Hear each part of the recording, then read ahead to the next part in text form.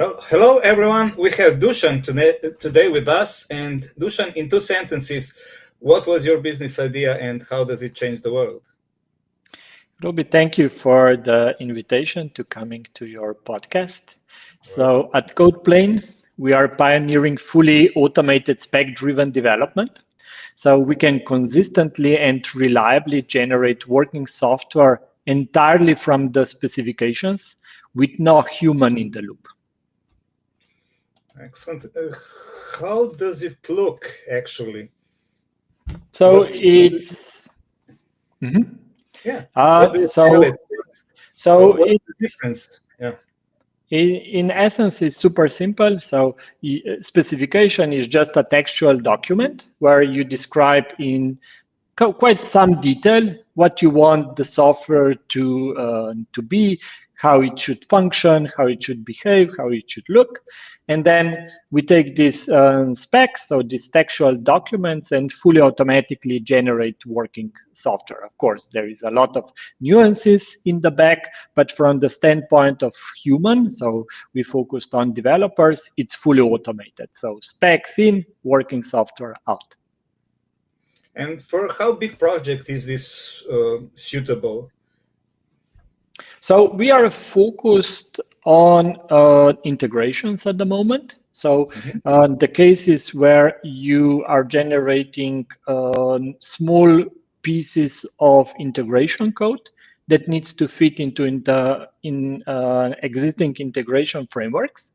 And for now, this fully automated approach that we are developing at codeplain is very suitable for such use cases. But of course, our vision is big. So we envision that, let's say, 5-10 years from now, we'll be able to develop software using this approach of any size. So imagine specifying Excel or Chrome browser or Zoom client, so any type of software entirely in what is kind of, in principle, natural language with some additional syntax and structure. Great. And how far is it right now? So we are working with 3 design partners. So the core technology is there. So if we have the specification of the integration, we can reliably and predictably generate code fully automatically. So this part is fully done.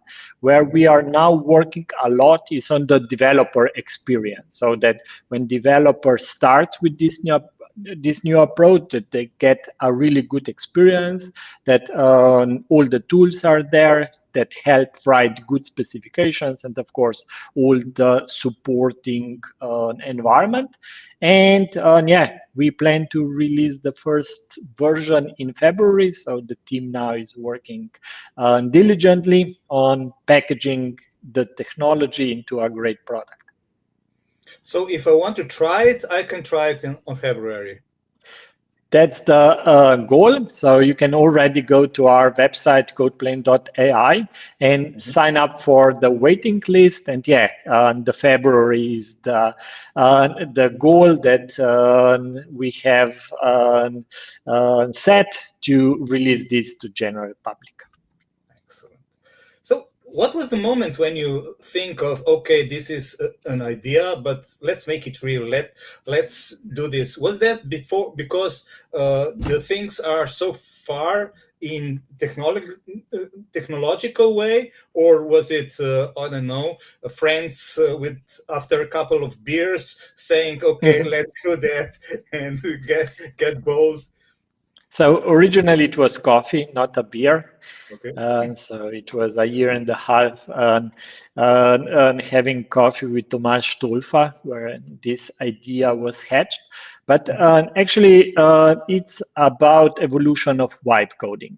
So, while the term itself was only coined in February, so that's 10 months ago, this new capability of AI that can generate code entirely based on natural language is around for 3 years now.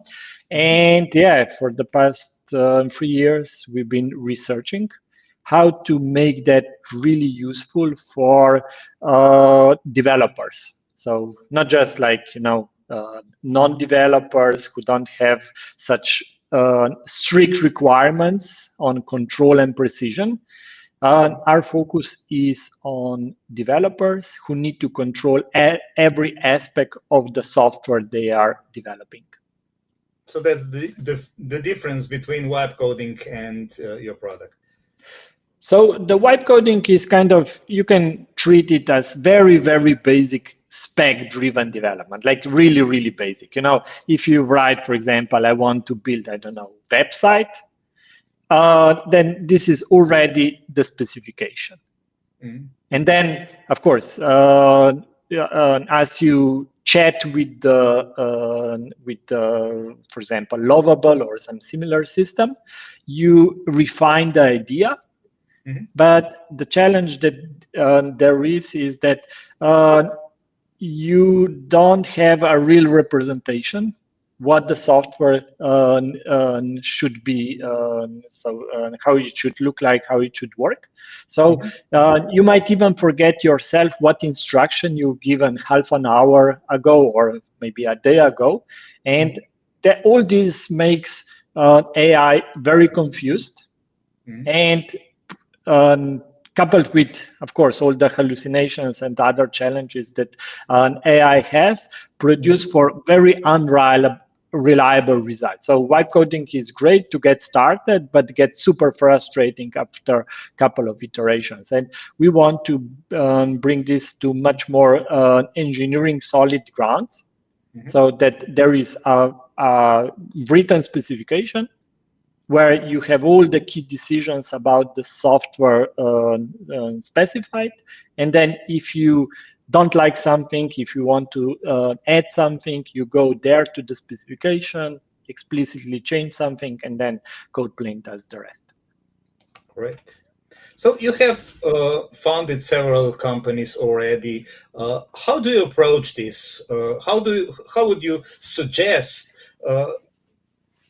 young entrepreneurs or wannabe-preneurs how to do such things? What are the biggest mistakes people do when they start? So first, I suggest that if you can resist, please resist it.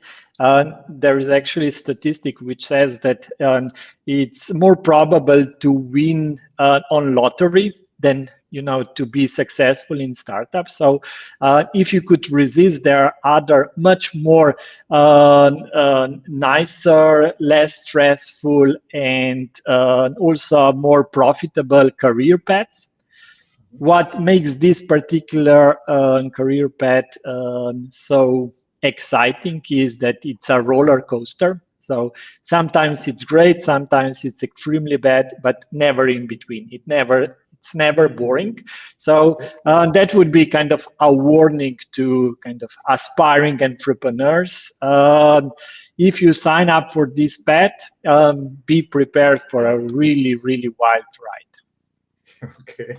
And is that what was the most surprising part of the entrepreneurship that you haven't expected before you began?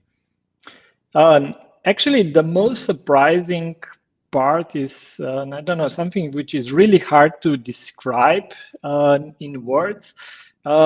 Something about that there are people who really will help you for no reason other than, I don't know, they admire courage and kind of, that you took this path and they will help you. And that's basically the only way how a startup can succeed is by a lot of people coming together and help the founder push this through. Of course, the founder is the driving force, but without all the support, lucky breaks, helping people, all that, there is no way you can succeed this completely improbable path that are startups. Excellent. So you suggest, as I think the Bible said, ask and you shall receive. In a way, and you know that fortune is on the side of brave. This is in the same, but definitely it's not for the faint of heart. Mm. Uh, what was the best business advice you received? So when it comes to startups, it's really about what can go right.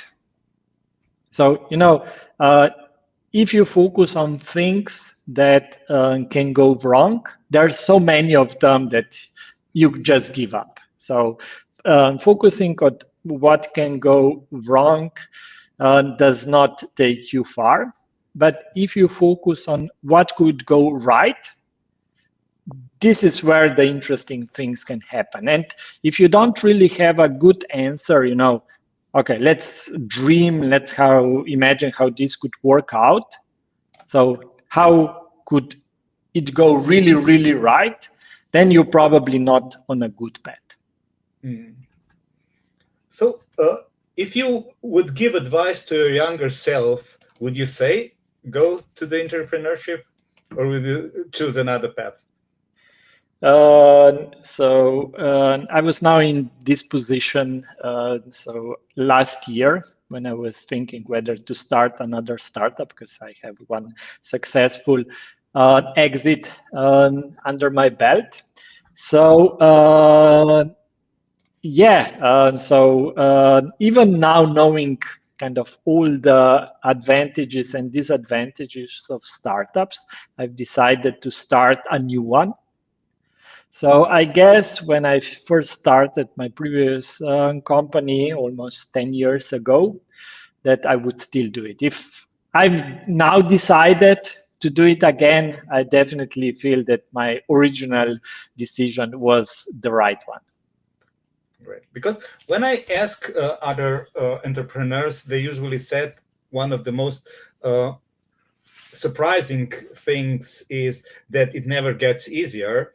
And I think that we are that entrepreneurs are that kind of people that are searching for this roller coaster, for this feelings that you can do something with your hands or with your head and see something emerging from nothing and enjoy in that uncertainty also, because we are not Yeah. all we don't all want to be certain and living in that some kind of, I don't know, non-stressful life. Yeah, definitely. Building something from scratch is amazing thing that it's again, I don't know, impossible to describe in words. Building amazing teams and kind of seeing how they grow, how they evolve, how their life is changed by the company you build. This is another thing that it's extremely hard to describe. And when it comes to not being easier, I think it's kind of inherent ambition that we, the founders, have. So if it gets too easy, then we increase the level of ambition and it's no longer easy. Okay. So is that seeing what happens and all this the most rewarding thing that you would say of being an entrepreneur? So definitely the most rewarding is the people you get to work with. Fighting battles together, winning together, of course, also losing together. So this is by far the most rewarding in the long run. But of course, also some more profane things are not that bad. So making a very successful exit is a life-changing experience. Excellent. So, how do you get the team? How do you get the right people on the train? So that's, of course, the key. If you get the right people, they can accelerate. If you get the wrong one, you can so basically go. So the idea gets shattered. So when it comes to engineers, I'm myself engineer. I've been working with engineers for 30 years now, so I develop, good feeling for it. So nowadays I can kind of just look at the person, speak with him or her, look at their CV, LinkedIn profile, so forth, and I think I can judge their capabilities really, really well. The challenge that you have as a founder is that you need to hire also a lot of people which are very, very outside of your comfort zone. So here, being a repeat founder definitely helps. At my previous company, I already hired VP of sales, VP of finance, other roles. So a lot of that expertise and experience I'm now bringing to the new startup. But if you are the first time founder, maybe just with the engineering background, that's one of the key challenges that you will experience. And I don't have a good recipe or advice how to go about it. Excellent. So, but you suggest that if you want to start, you said, okay, think about it twice or three times if you want to start a company. But if you are, okay, I'm going to do that, could you give some advice? How many founders? How do you find the right people to start with, and some things that could go wrong or you should avoid at the beginning? So definitely try to do things together as early as possible. So preferably even before the idea is hatched, because the strongest ownership is when people come, for example, to idea together.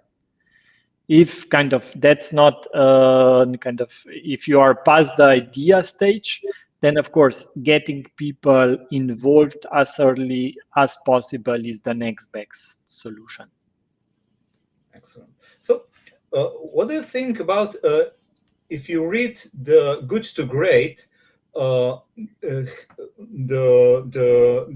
it explains that most of the companies pivot the idea something in the middle, and they completely go into the different direction. What do you think about that? So I like the word pivot, but many people don't take it as it is. So in basketball, pivot is that one foot needs to be on fixed position while the other foot can move. Okay. And the same idea, so the same thing is also with pivots in startups. So if you move both your legs, then you are lost. But if you pivot, then you are basically adjusting your plan according to the new learnings you get from the market. So if I give you an example from my previous startup, so there the product idea was exactly the same when we sold the company as on the first day when I built the initial prototype. Where we did pivot was the market segment. So we started with companies that were 50 something employees. Then we moved to mid-market, so companies between 200 and 2,000 employees. And at the end, our biggest customer was Hilton with 150,000 employees. So there, the pivot was in the market segment, while the product, the core idea of the product stayed exactly the same throughout the lifetime of the company.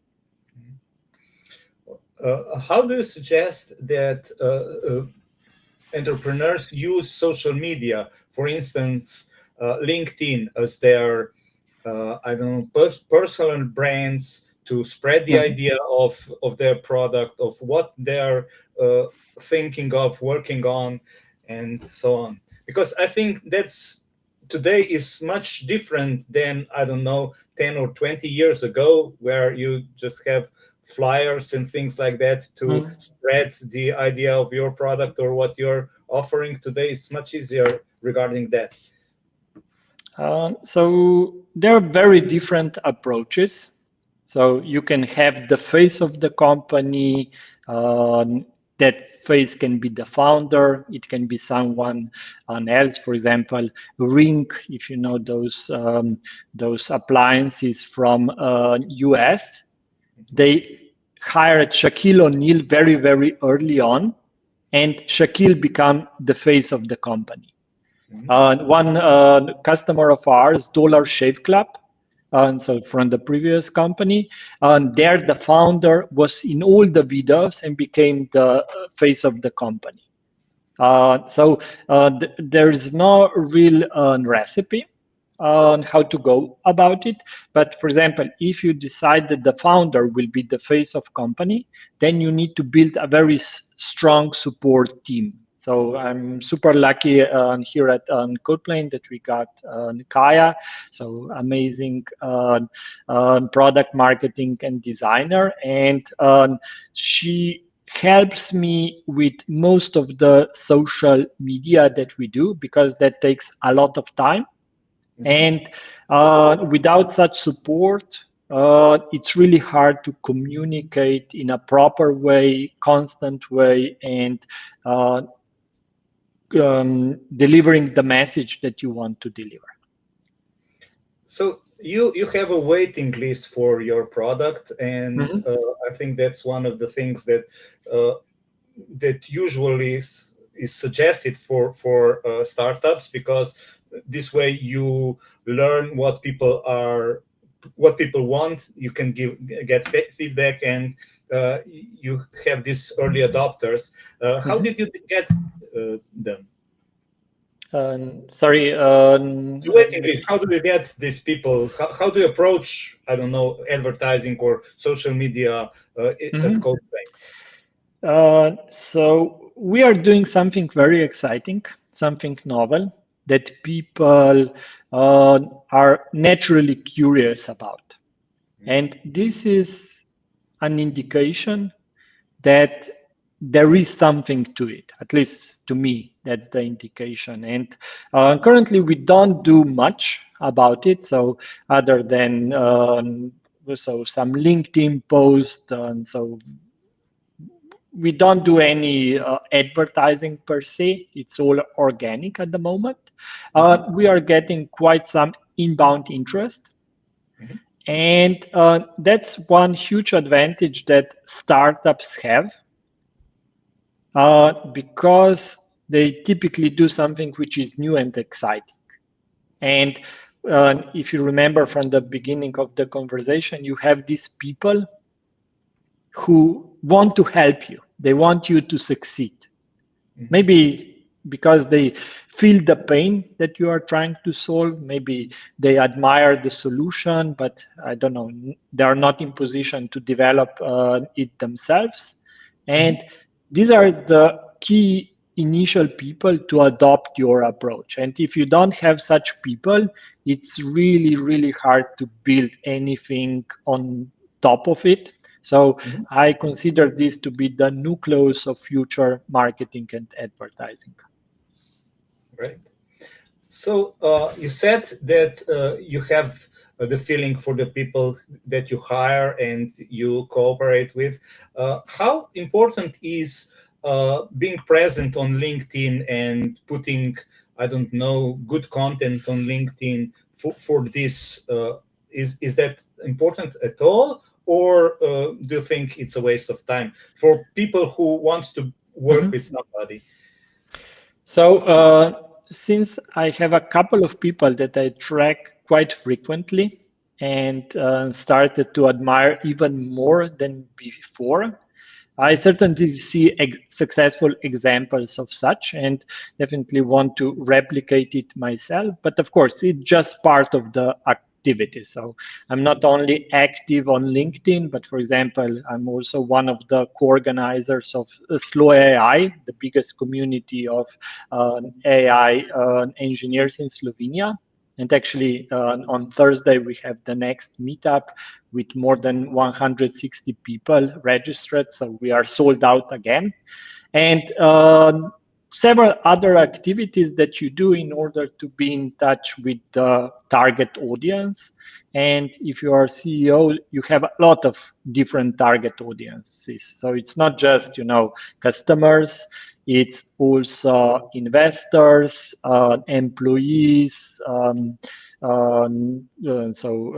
business partnerships. And as the CEO, you typically cannot avoid to be quite in the center of attention. Okay. And what do you think where the artificial intelligence is going? I know that you believe in this codeplain, so you believe that artificial intelligence will really help developers with your product, for example. But on other areas, what do you think? So I'm completely lost where the AI is going. But the good news is that even if it just stays how it is at the moment, so no scientific breakthroughs, just a bit more engineering, we have 10 years of technology deployment. There are so many products that we can now build with this new technology that the next 10 years are just applying it, even if it does not improve in any way. And when it comes to improving it, so there was a recent podcast with Ilya Sutskever, where he questioned a lot of ongoing assumptions about the future of AI. So if he doesn't have much to share there, I don't dare either. Okay. Well, thank you. It was a pleasant talk. Do you have any final thoughts? I think 2026 will be the year when spec-driven development explodes. So I've started thinking about this last year, and at that time, basically I had to explain what spec-driven development is. Nobody heard about it. So this year, some projects from Amazon and Microsoft brought this new approach into the fore. And we at codeplain believe that it has much, much more potential that was explored by these initial attempts. And that next year, it will be the year when we get the first success stories. And of course, at codeplain, we want to be one of those success stories. And one of the first. So first is often too early. So we want to be one of the successful ones. If that is the first or the fifth, it's less important. The key thing is that we are one of the successful ones. Okay. I wish that your hopes will get true. And thank you for your talk, for your time, and for the insights that you shared.